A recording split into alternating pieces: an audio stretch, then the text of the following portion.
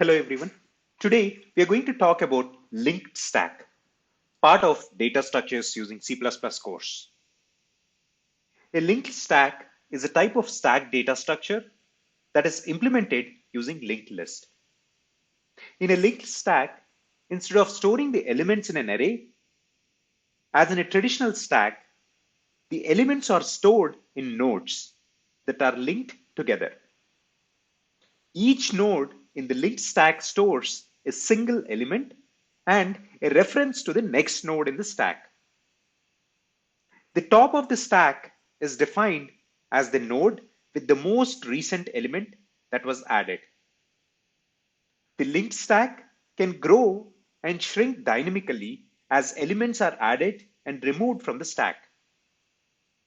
The linked stack supports all the basic stack operations such as push, that is adding an element to the top of the stack, pop, that is removing an element from the top of the stack, and peek, that is to retrieve the element at the top of the stack without removing it. Here is a simple C++ example of a linked stack implementation.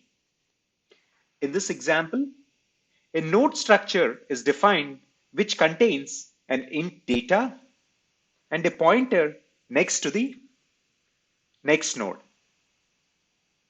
A stack class is then defined which has a private member top, which is a pointer to the top node in the stack. The class has two functions, push and pop. The push function takes an int item as an argument and creates a new node with the given item and links it to the current top of the stack. The pop function removes the top node from the stack and returns its data value. In the main function, a stack object is created and three elements are pushed onto the stack. The three elements are then popped from the stack and printed to the console. Hope this was helpful. Thank you for watching.